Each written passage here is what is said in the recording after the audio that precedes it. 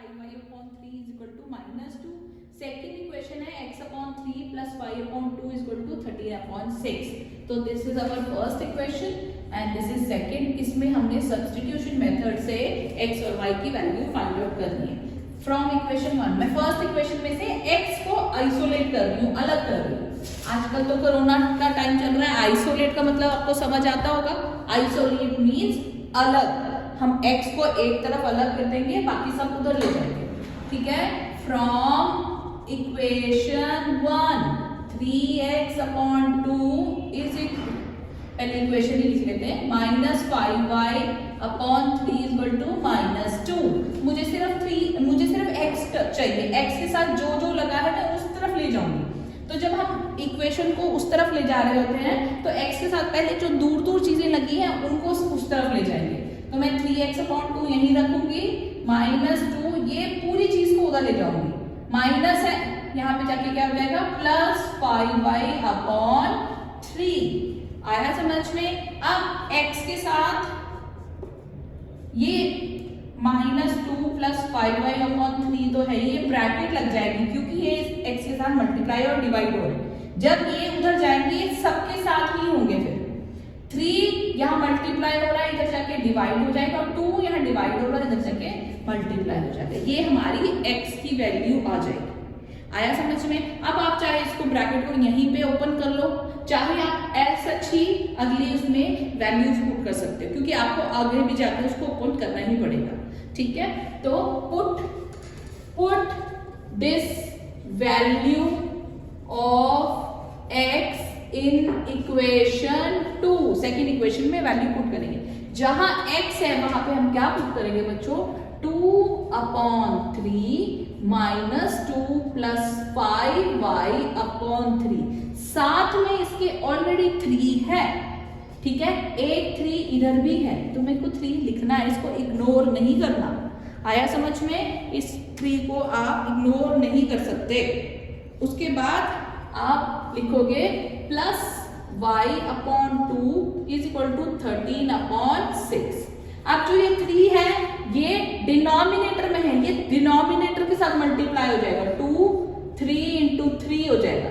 -2 + 5y/3 + y/2 is equal to 13/6. ठीक है.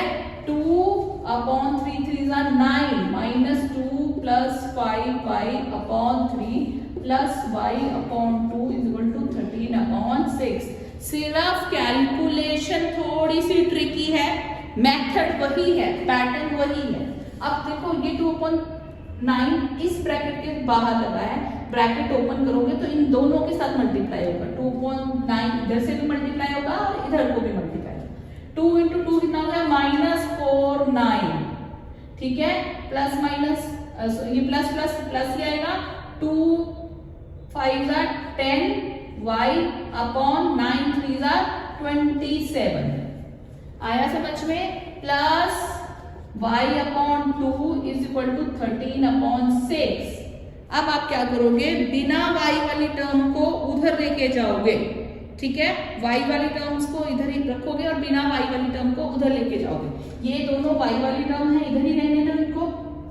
10y + y और यहाँ 27. 13/6 माइनस है, उधर जाके क्या हो जाएगा, +4/9. इनका एलसीएम अलग लो, इनका एलसीएम अलग लो. ठीक है.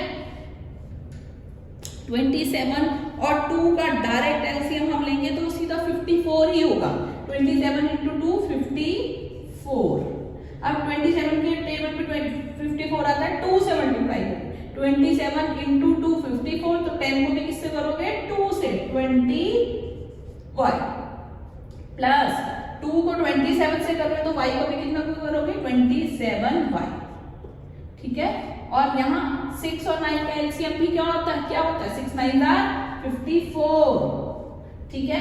तो 6 को 9 से कर रहे हैं तो 54 आ रहा है. तो 13 को भी आपको किससे करना पड़ेगा, 9 से.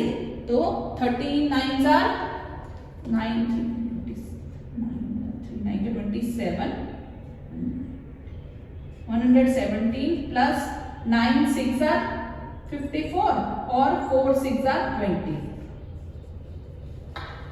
Got it. अब आप सॉल्व करोगे इसको आगे।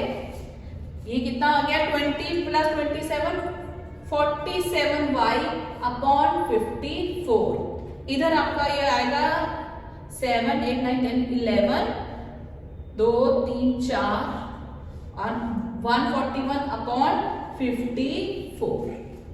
ठीक है, अब आप ये देखो बेटा कि 54 दोनों में ही कॉमन आ रहा है। ठीक है ना, 54 दोनों में ही कॉमन आ रहा है, तो ये दोनों तरफ से कट जाएगा। y की वैल्यू कितनी आ गई 141 अपॉन 47। 141 को 47 से डिवाइड करके देखते हैं, 3 से करके देखते हैं। 3 7 जा 21, 3 4 जा 12, 13 14 कट रहा है पूरा। तो y की वैल्यू कितनी आ गई 3। अब आपकी मर्जी है, आप इक्वेशन 1 में पुट करो, 2 में पुट करो, या फिर आप इक्वेशन इसमें पुट कर सकते हो, स्टार में पुट कर सकते हो, जो कि ये है। ठीक है, मैं अपनी y की वैल्यू पुट कर रही हूं। Put y equal to 3 in equation 1।